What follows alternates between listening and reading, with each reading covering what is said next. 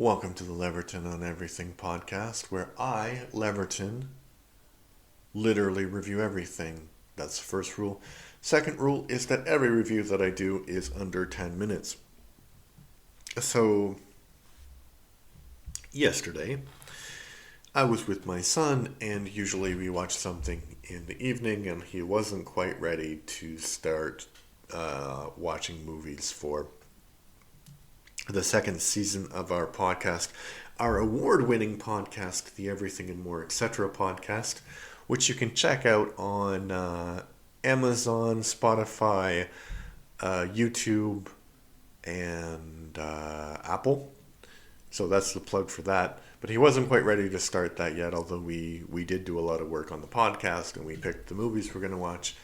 So I gave him a few choices. I think it was Total Recall, the original one, Point Break, also the original one, and Bulletproof Monk. And he chose, because he wanted to watch action for some reason, which is a unique choice for him.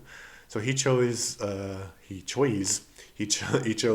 Point Break, and my son swims a lot. That's kind of like his extracurricular sport, and I was like, hey, what about surfing? But this movie does, I mean, the surfing scenes are really great, but it doesn't actually promote the culture of surfing very well because the guy is learning to surf and then he gets punched.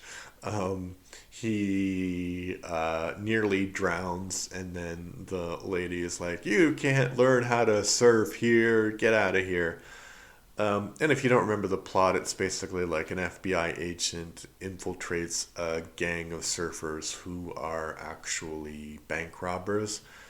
Um, yeah, and I think that he found it a bit slow, but I I've seen it, of course, many times, and I do like it. Like I think that Patrick Swayze, low key, is one of my favorite actors.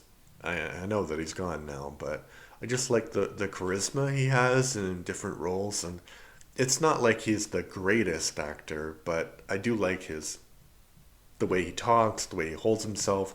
So his portrayal of Bodhi is sinister, I would say. And I was thinking about like what does the movie actually mean? Like apart from the plot, what is the story of the movie? Because I'm always interested because good movies and good TV shows have a story which is like the theme of the of the movie, and then they have a plot. So for me, the story is more about how charismatic people can exploit other people. And that's what happens in the movie. So Bodhi and his gang, basically they are robbing routinely banks, and they've been doing this for like 5 years, and they're robbing the banks to fund their lifestyles of going around the world and surfing. And one cop generally has the idea that they are surfers.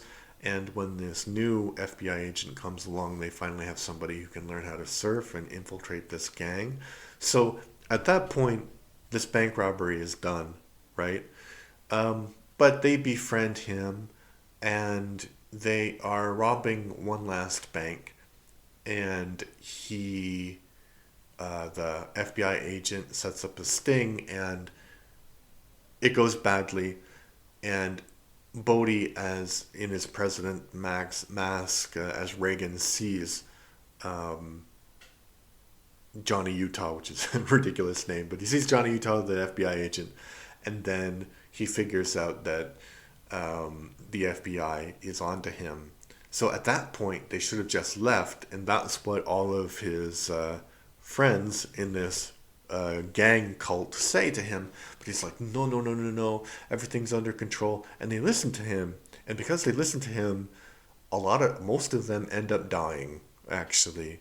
So it's all about that, and I think the ending. So the surf scenes are excellent. The acting, well, I'll talk about the acting in a moment, but the the action scenes are really, really good, but the ending is horrible.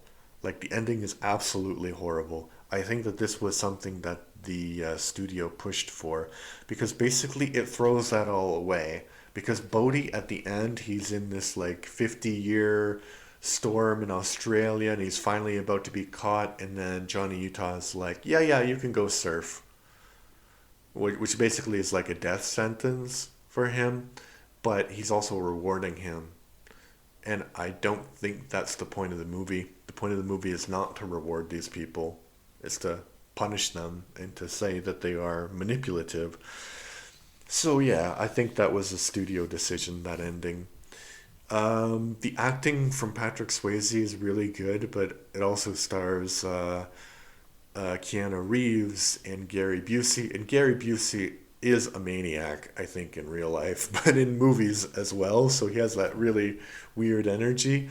And I think Keanu has gotten better as an actor, but this was when he could not act. And I'm not sure if it's like the acting, but his presence usually is just soft, and then he yells, and then he's soft again. He yells. So I don't know what happened there. So it is an amusing. So you have Patrick Swayze who's doing his thing, Gary Busey who's doing his thing, and then you have Keanu Reeves who's doing something completely different, like he's in a different movie entirely. So it's good. It's really good. It's a classic. Um, I'm not sure 13-year-old boys like it very much, but you might like it. Yeah. All right. So check it out if you want. Yeah, I recommend it. Point Break is one of those classic movies, and I don't think I've ever seen a Patrick Swayze movie that I dislike, to be honest. So check it out. Bye.